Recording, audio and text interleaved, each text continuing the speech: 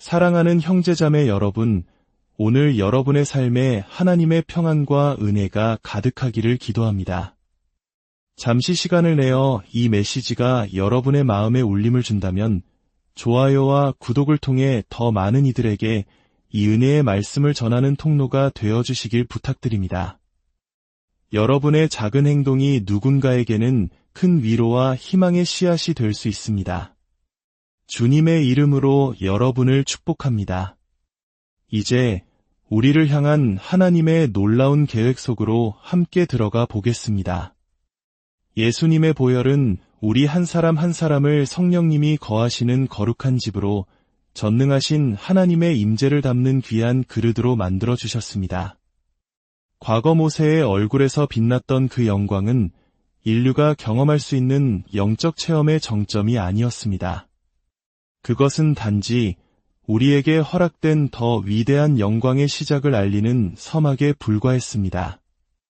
오늘 우리는 구약 성경에서 가장 감동적인 이야기 중 하나인 이스라엘 백성의 약속의 땅을 향한 여정에 대해 깊이 나누고자 합니다. 이 이야기는 단순히 과거의 역사가 아닙니다. 이것은 오늘을 살아가는 우리 그리스도인들의 삶이 어떠해야 하는지를 보여주는 생생한 그림이자 하늘의 시민으로 이 땅을 살아가는 우리 모두를 위한 안내서입니다. 사도 바울은 로마서에서 이렇게 말했습니다. 무엇이든지 전에 기록된 바는 우리의 교훈을 위하여 기록된 것이니 구약의 이야기들은 단순히 옛날 이야기가 아니라 우리의 신앙 여정에 놀라울 만큼 실제적인 지침을 제공합니다. 다만 우리는 구약을 이해할 때 예수님의 십자가라는 렌즈를 통해 바라보아야 합니다. 어떤 것들은 십자가에서 완전히 끝이 났습니다. 동물을 제물로 바치는 희생제사처럼 말입니다. 또 어떤 것들은 십자가를 통과하며 새롭게 변화되었습니다.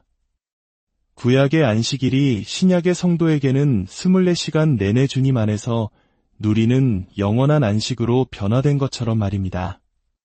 그리고 어떤 것들은 십자가를 지나도 변하지 않고 그대로 이어졌습니다. 다윗 시대의 예배, 우리가 지금 드리는 뜨거운 찬양과 경배처럼 말입니다. 이러한 관점으로 볼 때 이스라엘 백성이 이집트를 떠나 약속의 땅으로 들어가는 여정은 우리가 죽어서 천국에 가는 것을 상징하는 것이 아닙니다. 그것은 바로 이 땅 위에서 하나님의 나라를 실제적으로 경험하며 살아가는 삶으로 들어가는 것을 보여주는 장엄한 예표입니다. 이 여정의 중심에는 더 큰 것을 향한 갈망이 있습니다. 이 자리에 계신 많은 분들이 바로 그 갈망, 즉 하나님, 제 삶에는 분명 이보다 더 큰 무언가가 있을 것입니다라는 영적인 허기짐 때문에 이 자리에 나오셨을 것입니다. 모든 것을 뒤로하고 직장이나 사업을 내려놓고 하나님께서 행하시는 놀라운 일을 듣고 그분의 가족이 되기 위해 이곳으로 오셨습니다. 우리는 여러분 한 분 한 분으로 인해 참으로 감사합니다. 하나님께서 주시는 더 큰 것의 놀라운 점은 일단 그것을 맛보면 더 많은 것을 원하게 된다는 것입니다. 마치 최고급 레스토랑에서 인생 최고의 요리를 맛본 사람이 양이 적다고 아쉬워하며 어떻게 하면 이곳에 다시 올 수 있을까를 고민하는 것과 같습니다. 하나님의 나라가 주는 풍성함이 바로 이와 같습니다.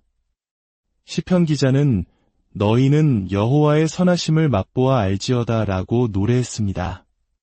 우리가 주님 안에서 맛보고 경험하는 것은 우리의 인식을 바꾸고 세상을 새롭고 특별하게 볼 수 있는 눈을 열어줍니다. 예수님께서는 이 땅에서 평범한 그리스도인의 삶이 어떠해야 하는지 완벽하게 보여주셨습니다. 성경은 우리에게 성령님과 동행하는 삶에 대해 두 가지 중요한 기준을 제시합니다. 첫째는 성령을 근심하게 하지 말라이고 둘째는 성령을 소멸하지 말라입니다. 이 두 가지는 우리가 하나님의 뜻 안에서 안전하게 걸어가도록 돕는 가드레일과 같습니다. 우리가 잘못된 욕망, 행동, 태도를 가질 때, 즉 악한 것이나 저급한 것에 동참할 때 우리는 성령님을 근심하게 만듭니다. 그분의 마음에 아픔을 드리는 것입니다. 반면 소멸한다는 것은 흐름을 멈추게 하는 것을 의미합니다. 정원에 물을 줄 때 호스를 중간에 꺾어 물의 흐름을 막는 것처럼 성령의 역사를 거부하고 순종하지 않을 때 우리는 그분의 흐름을 멈추게 됩니다. 따라서 성령님과의 동행은 한편으로는 우리의 인격과 관련이 있고 다른 한편으로는 능력의 흐름에 참여하는 것과 관련이 있습니다. 예수님은 이 두 가지가 완벽한 조화를 이룬 삶을 사셨습니다. 그분은 죄가 없으셨기에 성령을 근심하게 하지 않으셨고 언제나 순종하셨기에 성령의 흐름을 막지 않으셨습니다. 그 결과 성경은 예수님이 행하신 기적이 너무나 많아 이 세상의 모든 책에 다 기록할 수 없을 정도라고 증언합니다. 어떤 이들은 그분은 하나님이셨으니까 라고 말할지 모릅니다. 맞습니다. 하지만 그분은 하나님께 전적으로 의존하는 인간으로 이 땅을 사셨습니다. 이것이 우리에게 알려주는 바는 바로 그러한 영향력 있는 삶이 신약 시대를 살아가는 성도들에게 기대되는 삶의 모습이라는 것입니다. 예수님께서는 친히 나를 믿는 자는 내가 하는 일을 그도 할 것이요 또한 그보다 큰 일도 하리니라고 말씀하셨습니다. 여기서 큰 일이란 단순히 믿는 자의 수가 많아져서 양적으로 더 커진다는 의미가 아닙니다. 사도 바울의 시대에 사람들이 그의 몸에서 손수건이나 앞치마를 가져다가 병든 사람에게 얹으면 병이 떠나고 악기도 나갔습니다. 이는 예수님이 옷자락을 만져 병을 고치신 것보다 더 확장된 형태의 사역이었습니다. 이것이 바로 더 큰 일의 예입니다. 주님께서 우리를 하나로 모으신 이유는 바로 이 더 큰 것을 함께 갈망하게 하기 위함입니다. 우리가 이 신앙의 여정을 잘 걸어가기 위한 비결은 두 가지의 균형에 있습니다.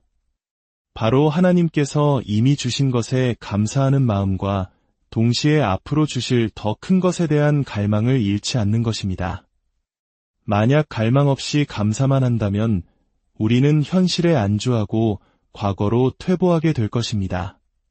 반대로 감사 없이 갈망만 한다면 우리는 더 큰 것을 감당할 자격이 없을 뿐더러 스스로 좌절하고 불안에 빠지게 될 것입니다. 감사라는 튼튼한 뿌리 위에 더 큰 것을 향한 갈망이라는 가지가 뻗어나갈 때 우리는 하나님께서 부어주시는 더 큰 은혜를 감당할 수 있는 신실한 그릇이 될 수 있습니다. 이제 이야기의 중심으로 들어가 보겠습니다. 출애굽기 33장에는 모세와 하나님 사이의 놀라운 대화가 기록되어 있습니다. 이스라엘 백성의 죄로 인해 진노하신 하나님께서는 그들과 함께 약속의 땅으로 가지 않겠다고 말씀하십니다. 대신에 천사를 보내 모든 약속을 이루어 주겠다고 하십니다. 생각해 보십시오. 천사가 앞서가며 이미 지어진 도시, 심겨진 농작물, 가꿔진 과수원 등 하나님께서 약속하신 모든 것을 온전히 상속받게 해준다는 제안입니다. 실패할 확률이 없는 보장된 성공의 길이었습니다. 그러나 모세는 놀라운 선택을 합니다. 주께서 친히 가지 아니하시려거든 우리를 이곳에서 올려 보내지 마옵소서. 주께서 우리와 함께 행하심으로 나와 주의 백성을 천하 만민 중에 구별하심이 아니니이까 이것은 실로 심오한 가치 판단입니다. 모세는 주님 없는 약속의 땅보다 주님과 함께하는 광야를 택하겠습니다. 라고 선언한 것입니다. 이것이 바로 인생의 목적을 깨달은 자의 고백입니다. 나는 하나님의 축복, 나의 꿈과 야망의 성취만을 위해 이곳에 있는 것이 아닙니다. 나는 오직 관계를 위해 하나님 당신 한 분을 위해 이곳에 있습니다. 만약 그 관계를 위해 내 꿈을 희생해야 한다면 기꺼이 내려놓겠습니다. 이것이 시편 27편 기자의 고백과 맞닿아 있습니다. 내가 여호와께 바라는 한 가지 일, 그것을 구하리니 곧 내가 내 평생에 여호와의 집에 살면서 여호와의 아름다움을 바라보며 그의 성전에서 사모하는 그것이라. 모세는 거기서 멈추지 않고 더 담대한 기도를 드립니다. 원하건대 주의 영광을 내게 보이소서. 그러자 하나님께서 응답하십니다. 내가 내 모든 선한 것을 내 앞으로 지나가게 하고 여호와의 이름을 내 앞에 선포하리라. 내가 내 얼굴을 보지 못하리니 나를 보고 살 자가 없음이니라.